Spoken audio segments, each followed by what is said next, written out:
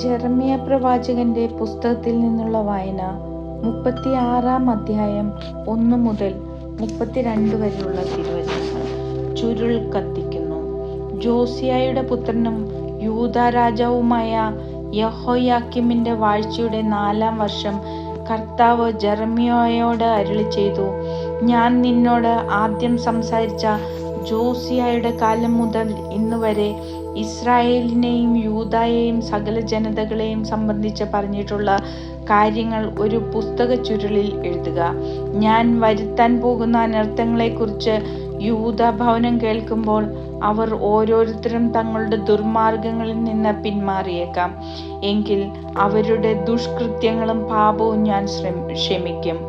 Jeremiah നേരിയായുടെ മകൻ ബാറൂക്കിനെ വിളിച്ച് കർത്താവ് തന്നോട് അരുളിച്ചെയ്ത സകല വചനങ്ങളും പറഞ്ഞുകൊടുത്തു. ബാറൂക്ക് അതിൽ ഒരു ചുരുളിൽ എഴുതി. അനന്തരം ജെറമ്യ ബാറൂക്കിനോട് പറഞ്ഞു, കർത്താവിന്റെ ആലയത്തിൽ പോകുന്നതിൽ നിന്ന് ഞാൻ തടയപ്പെട്ടിരിക്കുന്നു. ആകയാൽ നീ കർത്താവിന്റെ ആലയത്തിൽ ചെന്ന് ഞാൻ പറഞ്ഞ പ്രകാരം എഴുതിയ ചുരുളിൽ നിന്ന് ഉപവാസ ദിവസം എല്ലാ ജനങ്ങളിലും കേൾക്കെ കർത്താവിന്റെ വചനം വായിക്കണം. പട്ടണങ്ങളിൽ നിന്ന് വരുന്ന എല്ലാവരും കേൾക്കെ വായിക്കണം.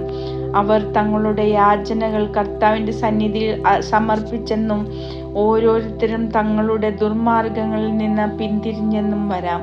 എന്തെന്നാൽ ഈ ജനത്തിന്റെ മേൽ നിബദിക്കുമെന്ന് കർത്താവ് പ്രഖ്യാപിച്ചിരിക്കുന്ന ക്രോധം വലുതാണ്. ജെറമ്യ പ്രവാചകൻ കൽപ്പിച്ചതനുസരിച്ച് നേരിയായുടെ മകൻ ബാറൂക്ക് ചുരുളിൽ നിന്ന് കർത്താവിന്റെ വചനം ദേവാലയത്തിൽ വെച്ച് വായിച്ചു.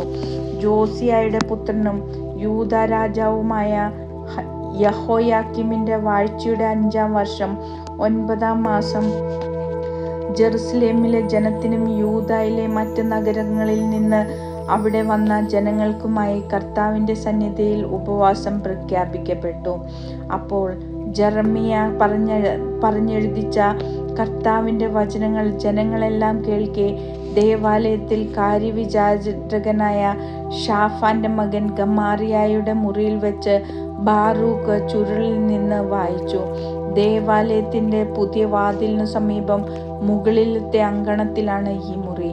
കർത്താവിന്റെ വചനം ചുരുളിൽ നിന്ന് വായിക്കുന്നത് ഷാഫാന്റെ മകനായ ഗമാറിയായുടെ മകൻ മിക്കായ കേട്ടു. അനന്തരം അവൻ കൊട്ടാരത്തിൽ കാര്യവിചാരകന്റെ മുറിയിൽ വന്നു. പ്രഭുക്കന്മാർ എല്ലാവരും അവിടെ സന്നിഹിതരായിരുന്നു. കാര്യവിചാരകനായ എലീഷാമ, ഷെമായായുടെ പുത്രൻ ദലായ, അക്ബോറിന്റെ പുത്രൻ എൽനാഥാൻ, ഷാഫാന്റെ പുത്രൻ ഗമാറിയ, ഹനനിയുടെ പുത്രൻ സെദക്കിയ തുടങ്ങിയ സകല പ്രഭുക്കന്മാരും അവിടെ ഉണ്ടായിരുന്നു.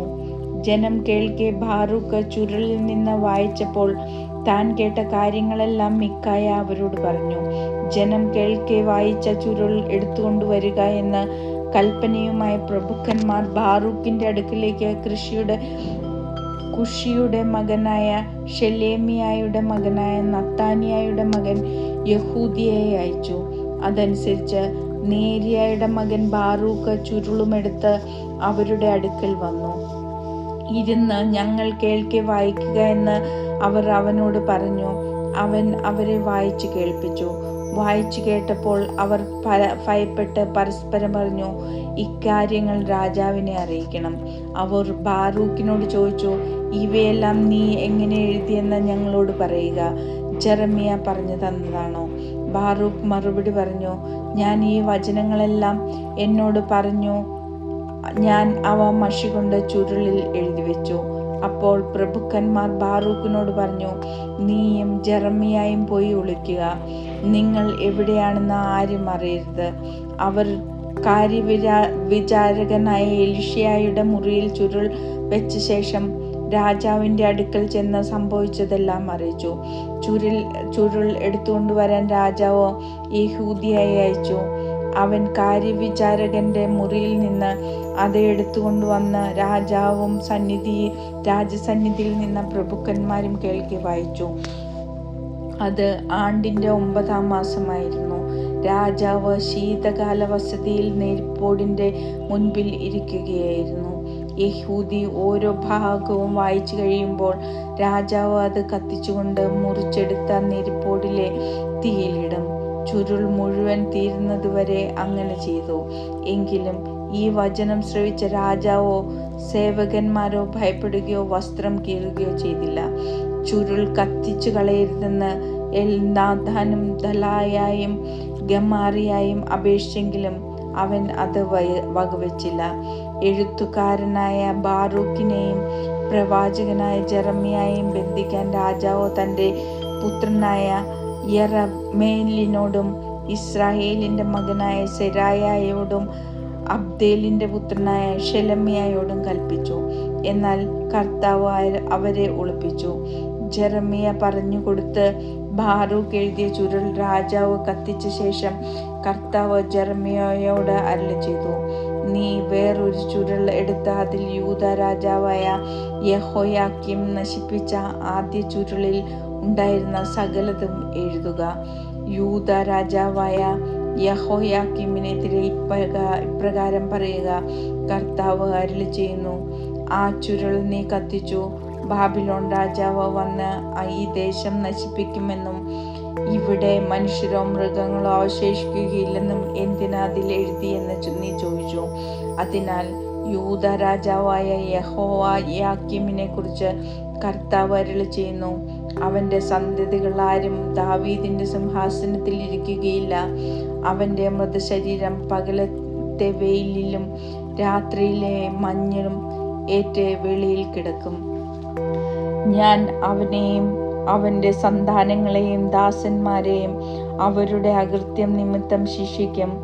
അവരും ജെറുസലേം നിവാസികളും യൂദായിലെ ജനങ്ങളും ഞാൻ ശിക്ഷിക്കുമെന്ന് പ്രഖ്യാപിച്ചത് വകവെച്ചില്ല. എന്നാൽ അവയെല്ലാം അവരുടെ മേൽ ഞാൻ വരുത്തും. അനന്തരം ജെറമ്യ മറ്റൊരു ചുരുളെടുത്ത് നേരിയായുടെ മകനായ ബാറൂക്കിൻ്റെ കയ്യിൽ കൊടുത്തു. യൂദ രാജാവായ യെഹോയാക്കീം കത്തിച്ചു കളഞ്ഞ ചുരുളിലെ എല്ലാ വചനങ്ങളും ജെറമ്യ പറഞ്ഞുകൊടുത്ത് അവൻ എഴുതി. ആദ്യത്തേതിന് സദൃശ്യമായ മറ്റു വാക്യങ്ങളും അതിൽ ഉണ്ടായിരുന്നു.